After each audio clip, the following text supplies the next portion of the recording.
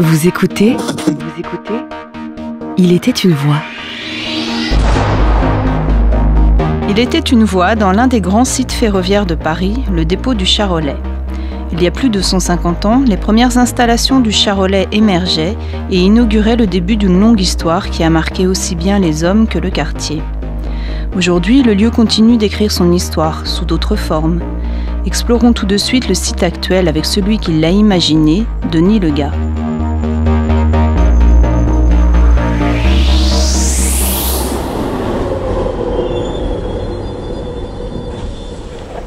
C'est une grande terrasse où on a fait venir des arbres, des oliviers. On a une vingtaine d'oliviers, puis plein d'autres arbres. Et puis les gens s'installent quand il fait beau sur les tables de pique-nique qu'on a construites pour l'occasion. Et puis il y a un espèce de grand food truck qui est un bus qui a été coupé en deux par un train. On est sur un quai de déchargement puisque ce lieu, c'est un ancien centre de tri de la Poste. On est sur un foncier SNCF dans le périmètre de la gare de Lyon puisque la gare de Lyon est tout à côté. Et ce centre de tri qui existe depuis le siècle dernier accueillait des camions qui venaient se charger ou se décharger. Les colis étaient triés sur la plateforme qu'on va aller visiter à l'intérieur. Les colis étaient acheminés ou arrivés dans une gare postale qui était juste derrière ce bâtiment. Où on avait le fameux train postal et puis le TGV de la Poste, assez graphique, tout jaune, qu'on aime beaucoup. Et que moi j'ai vu il y a 4 ans, à peu près 5 ans. L'entrée principale du dépôt se situe au 81 de la rue du Charolais, à 200 mètres environ de la gare de Lyon. L'espace est délimité par la rue de Rambouillet au nord, la rue du Charolais à l'est, le boulevard de Bercy au sud et la voie ferrée à l'ouest. On peut aujourd'hui y accéder en suivant la voie 23 à partir de la gare de Lyon. Ce que je propose, c'est qu'on aille se faire un petit tour à l'intérieur. Ici, on accueille à peu près 1800 personnes tous les jours. On a une capacité maximum de 1800 personnes. Mais ce qu'il fallait savoir, c'est qu'il y a quelques années, c'était le soir et notamment très tôt le matin, une valse de camions qui arrivaient par la rampe qui est juste derrière, qui arrivaient, qui chargeaient et qui déchargeaient et qui repartaient. Donc il y avait pas mal de nuisances aussi. C'est pas le même type de nuisance. Nous, c'est plus du public et du brouhaha. À l'époque, c'était quand même beaucoup de camions. Voilà. Donc on a un peu pacifié le quartier, peut-être. La première fois que je suis venu dans le bâtiment, la Poste était encore là. Et tu avais des lignes au sol qui te guidaient. À certains endroits, il y a des espèces de chemins qui sont peints au sol. Et en fait, c'était l'endroit où on pouvait se promener en tant que visiteur. Partout ailleurs, tu avais des racks avec des petits trolleys qui chargeaient et déchargeaient les colis. Et donc on a essayé aussi de retrouver ce côté colis, puisque là-bas au fond, sur l'étagère, on a posé plein de cartons avec des lettrages. C'était pour évoquer un peu l'esprit de la Poste. Et puis on a aussi notre avion qu'on a appelé Long Courrier aussi pour faire référence à notre histoire. Et alors là où on a nos cuisines, c'était des bureaux vitrés. Donc c'était, je pense, que le bureau des contremaîtres qui était là, il y avait une salle de repos, etc. Et on y a installé des cuisines. Il faut savoir qu'en sous-sol de cette plateforme, on a l'ensemble de l'avitaillement de la gare de Lyon. Donc tout ce qui est alimentaire qui part dans les TGV de la gare de Lyon est assemblé en dessous de cette plateforme. Et tu as une véritable ruche avec des camions qui rentrent dans le bâtiment et des frigos, des cuisines, etc. Et il y a des petits trains qui sortent, qu'on voit dans les gares, pour alimenter les TGV qui sortent de ce côté-là. On peut aller ah bah voilà, cette radio, la radio. On a plusieurs versions sur cette radio, parce qu'aujourd'hui c'est un studio radio qui est absolument splendide, qui est une pièce totalement vitrée, et on pense que c'était le bureau du patron, qui pouvait de cet endroit surveiller l'ensemble de la plateforme et du dispositif. Et donc on est très fiers d'avoir cet endroit parce que dès qu'on est arrivé, on s'est dit mais c'est là qu'il faut faire notre radio et voilà.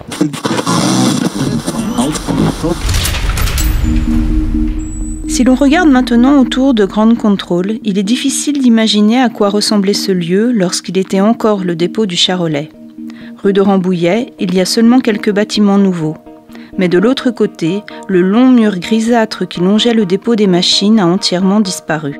Ce vaste parc où stationnaient une centaine de machines a laissé place à des bâtiments SNCF et à des immeubles d'habitation. Codes digitaux et barrières cadenassées partout, il est impossible d'accéder à ces lieux ultra protégés, laissant planer une dose de mystère. Des bistrots sur une centaine de mètres coexistaient en toute harmonie. Chacun avait sa clientèle. Qui dit dépôt, qui dit atelier, dit automatiquement à côté établissement pour se remonter le moral, qu'on appelle estaminet, pas chez nous, mais nous c'était des bars, hein, devant, qui était rue du Charolais. Alors rue du Charolais, il y en avait qui étaient juste immédiatement, ou quasiment immédiatement à la sortie du dépôt. Là, les ateliers étaient plus proches de la gare de Lyon et qui correspondaient à la rue Charles-Bossu. Bon, il y avait pas mal de gens qui habitaient sur place, mais il y en avait pas mal qui habitaient relativement loin. Hein. Entre les troquets, 2 à droite et 1 à gauche en sortant du dépôt, ça faisait pas mal de monde, même si tous n'étaient pas clients. 2 bistrots ont survécu à la vapeur, car le dépôt occupait encore beaucoup de monde quand il a été électrifié. Celui de gauche s'appelait Jean l'Auvergnat, celui de droite, Jean le Chien. Au 2 rue du Charolais trônait l'Union CGT du 12e arrondissement. Très utile les jours et les nuits de grève. Surtout à partir de 1947 où les conflits vont se multiplier. Vous commencez à vous représenter l'ampleur de ce lieu ? Alors, imaginez ce quartier de cheminots en plein Paris où règne agitation, bruit, fumée des machines. Le quartier était cheminot. Il y en avait partout. Moi, j'habitais près du dépôt. Le problème, c'était la fumée des engins et le bruit. On avait l'impression de travailler autant que nos maris au Charolais. Pour peu que le vent soufflait d'ouest en est, on pouvait sentir les locaux jusqu'à la mairie du 12e et c'était pas tout près. La fumée et la suie qui allaient avec, ça rentrait partout, jusque dans les armoires. Au printemps, si on avait le malheur d'ouvrir les fenêtres, on était bonne pour tout relaver encore et encore. Et à cette époque-là, pas de machine à laver, tout à l'huile de coude. C'était pas une vie, toutes ces corvées.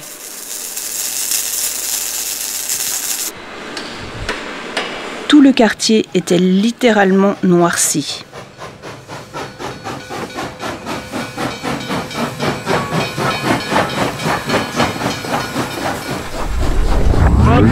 Revenons aux origines de ce lieu, en 1832, alors que le chemin de fer vient tout juste d'être inventé. La compagnie ferroviaire du Paris-Lyon propose ce projet pour relier les deux villes. Le dépôt va changer rapidement avec l'électrification du chemin de fer. Les anciennes gloires, les machines à vapeur, sont détrônées au profit des nouvelles vedettes que sont les 2D2 9100, les CC 7100, puis les BB 9200, les BB 9300 et les CC 6500. Des noms un peu obscurs qui pourraient tout aussi bien être ceux de navettes spatiales ou des derniers smartphones à la mode. Mais non, nous parlons bien ici de locomotives qui furent en leur temps à la pointe de l'innovation et de la performance. Et pourtant... Un jour, par une belle nuit de juillet, une 2D2 a connu la panne sèche. Un relais ne fonctionnait plus. Une avarie provoquée par un petit corps étranger. Un gros papillon tête de mort, littéralement pompé par les ventilateurs, s'était coincé dans le relais. Quelle ironie du sort. Un papillon de quelques grammes arrêtant les 950 tonnes d'un lourd convoi et de sa locomotive.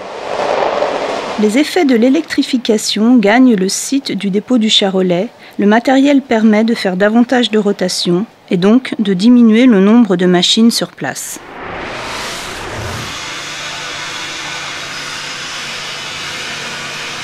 Au début du XXe siècle, le site est si vaste qu'une véritable fourmilière s'y affaire pour que les trains aient la cuisse propre. Mais à partir des années 50, le nombre d'agents sur place va être divisé par 2 pour atteindre environ 700 personnes. Ces agents sont répartis en 2 catégories bien distinctes et pourtant totalement dépendantes. Les mécaniciens et chauffeurs d'un côté et les ouvriers de l'atelier de l'autre. Au cœur de cet univers, un seul mot d'ordre et une fierté, la machine d'abord. Des chefs de dépôt, mouvement et atelier. Des contremaîtres. Des chefs mécaniciens. Des chefs d'équipe. Des brigadiers. Des agents administratifs. Des comptables. Des mécaniciens. Des élèves. Des chauffeurs. Des conducteurs autorail. Des ouvriers. Des manœuvres. Des forgerons. Des soudeurs. Des fraiseurs. Des chaudronniers. Des femmes sont également présentes au Charolais. Elles trient le coq pour l'hiver, pour le chauffage des cubilots. D'autres nettoient les bielles et les machines. Elles occupent des postes dans les bureaux et sont affectées au service des wagons-lits. Alors déjà, des femmes au chemin de fer, elles sont pas légion, puisque c'était pas un métier féminisé. Il y avait effectivement quelques dames qui étaient dans les bureaux administratifs du dépôt, ou nous, à la section. J'ai vu arriver la première chef de dépôt. Elle sortait comme nous la nuit. Elle sortait, faisait ce qu'elle avait à faire, pas de discrimination. Hein. Puis sinon, vous aviez tout le personnel féminin des wagons-lits, qui équipait donc les trains-restaurants, les voitures-restaurants, les bars, les grilles-bars, etc. Au départ de Paris-Lyon. Donc là, c'est vrai qu'il y a eu quelques mariages derrière, puisqu'il y avait une connivence qui se faisait quand on prenait le café ou autre. Par exemple, au bistrot qui est en bas de la rampe du Charolais, qui était donc les Deux Dômes.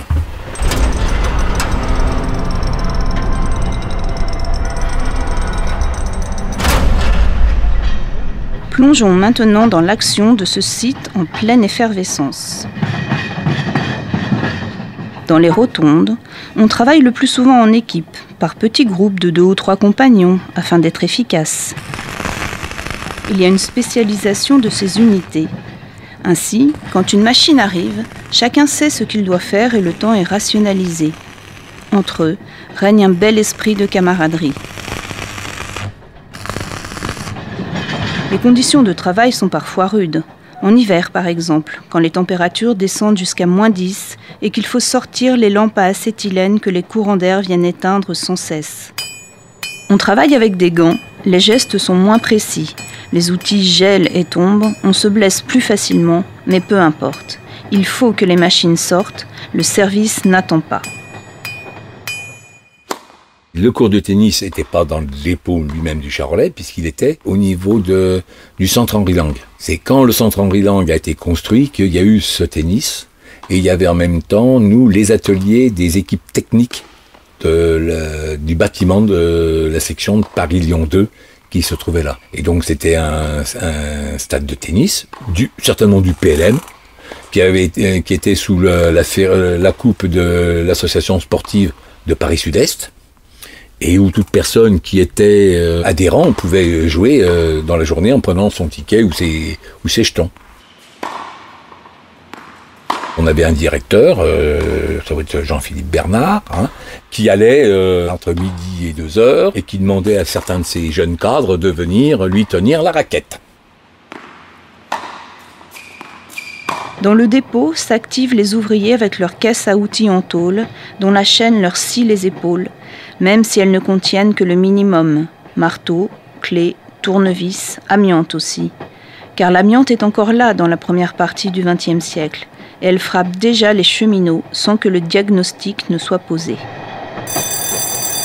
Il n'est pas rare que les agents soient réveillés en pleine nuit pour gérer des incidents. Personnellement, j'ai eu un appel téléphonique sur les 23h et quelques, où il y avait eu un accident sur le Mistral qui arrivait en gare, et le message que j'ai reçu, « Allô, chef, il faut que vous veniez, il y a une guitare sur le Mistral. » Donc j'ai transformé sa guitare par une jambe, j'ai dit, d'accord, faut chercher le corps, donc vous couvrez l'avant du Mistral avec une couverture, et j'ai fait sortir l'ensemble de mes collègues d'astreinte, de Dijon, puisqu'on ne savait pas où avait eu le choc, et le mécanicien ne l'avait pas senti, de Dijon à Paris. Donc les gars, ils sont partis toute la nuit pour chercher un improbable corps qui a été retrouvé au Mai. Donc en fin de compte, c'est le chef de canton du Mai qui a eu la découverte, mais c'est lui qui a eu la durée la moins longue comme tournée de nuit.